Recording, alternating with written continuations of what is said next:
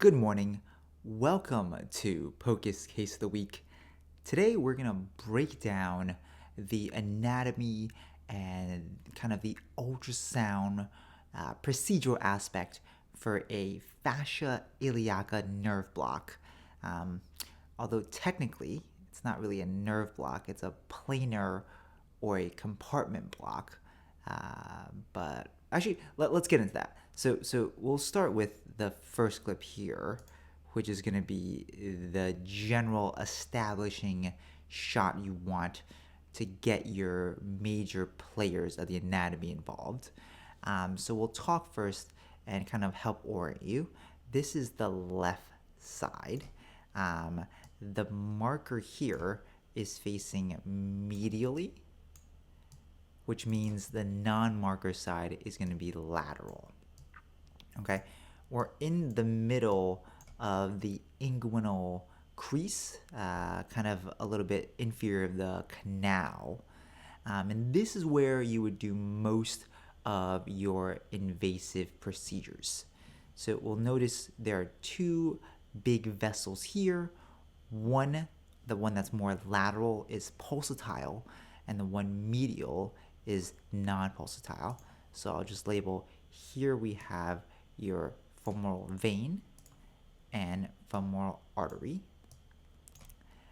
which means next to here is going to be your nerve. And I'm just going to kind of outline. You'll notice the nerve bundle, you start to see these small, dark hypoechoic bundles, and then it's kind of surrounded by this more like fattier triangle picture. So this is the entire aspect is going to be your femoral nerve, but most of the internal bundles are going to be in this smaller circle. And if you look more superficial to that, you'll notice this bright white line. This is going to be your fascial plane. Okay, so most of the time you get this view because you're either going to put a femoral central line in the vein, or you're putting an arterial line in the artery. And most people would always say, visualize the nerve, don't accidentally poke it, which is a very true statement. What we want to do for this procedure, and let's see, I'll use purple, is we want to get anesthetic to kind of go around the femoral nerve, which is going to be obviously below the level of this fascia. What's often not visualized with ultrasound is in this same plane, particularly as we move laterally, is going to be the saphenous nerve and the lateral cutaneous nerve. And these nerves combined give innervation to the proximal thigh, going down the medial and the anterior aspects of the femur and the thigh. For full context, this was a older woman who had a femoral neck fracture. Sounds like oral and intravenous pain meds weren't cutting it, and so they wanted to augment her pain control before getting operative management with a nerve block. And so this is the anatomy that we're typically dealing with. And the reason I say this is a planar block is we are not aiming for just the femoral nerve. Instead, we want to bathe anesthetic all in this compartment or all in this plane to get those other nerves.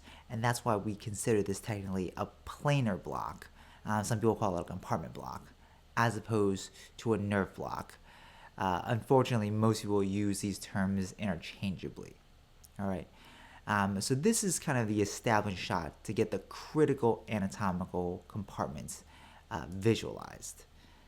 Now, to actually prepare for the block itself, we're going to run this clip a couple times.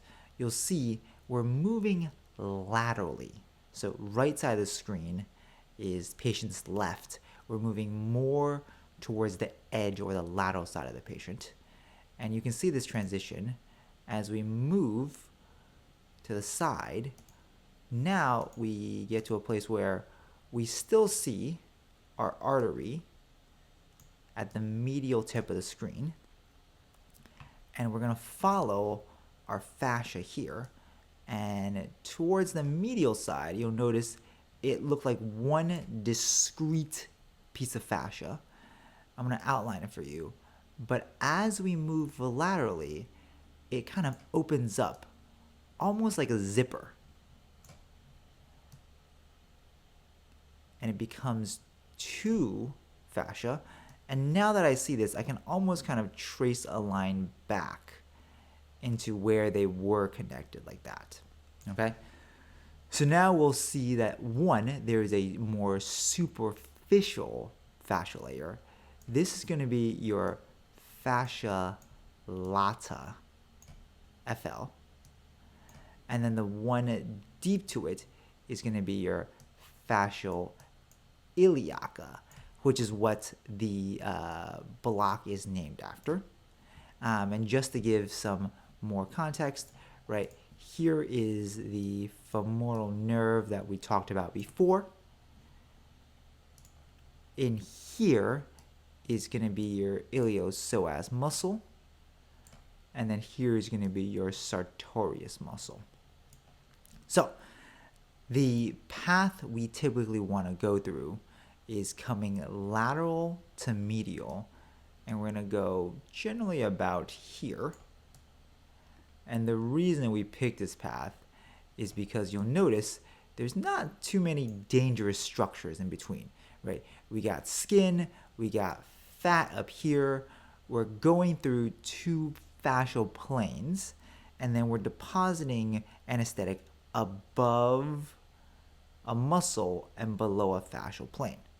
And so if for any reason we were to go too shallow, I mean, you would just anesthetize a plane that's pretty safe.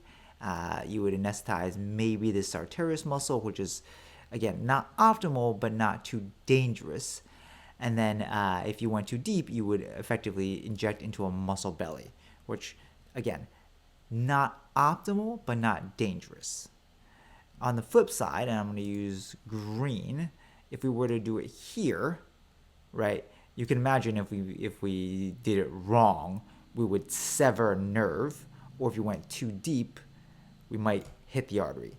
So coming from the medial aspect is a lot more dangerous because we have just more vital anatomy there, versus coming from the lateral aspect tends to be a lot safer. Okay, now that we've established where we need to be, this is where we're going to make sure everyone's sterile. Most people would typically make a wheel around here just so that the needle procedure is not painful. Obviously, some people find that if the patient's pretty comfortable, they might just be able to, they might prefer one poke as opposed to two. We're doing this block in plane, which means the needle is basically pointing from one end of the ultrasound probe to the other, as opposed to kind of pointing through it.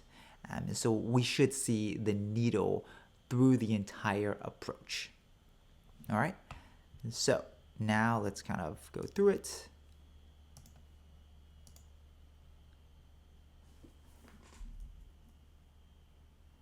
Here we see we are at the same spot, and we see our needle coming in from lateral to medial. We can actually see the entire length of the needle this way. And again, it comes off screen, so we're probably entering about like 5 millimeters away from the footprint of the actual ultrasound probe. So you can imagine if this is the ultrasound probe, our needle's coming a little bit lateral to that, but we can see our needle tip right here, and it makes kind of this sharp angle. And here we're starting by placing a tester injection, which is going to be normal saline. and we want to make sure that the saline is entering the correct fascial plane.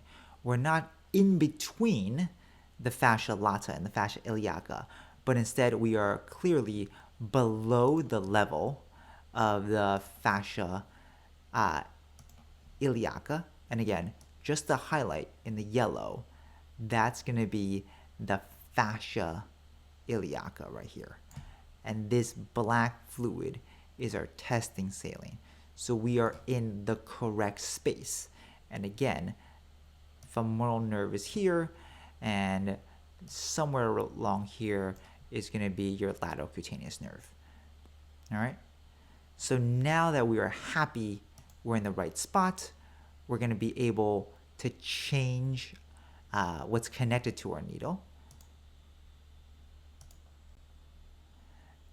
And so now I've detached the end of the tubing, and instead of injecting saline, we are now injecting our anesthetic agent, in this case, diluted bupivacaine. As you can see, that area where the nerve, where the plane is getting spread out. And so you'll see kind of the iliopsoas muscle kind of peeling away, moving inferiorly. And then now you'll see that fascia lata kind of going upwards. And this is all the anatomy being displaced, appropriately displaced by the anesthetic agent, which is being inserted here.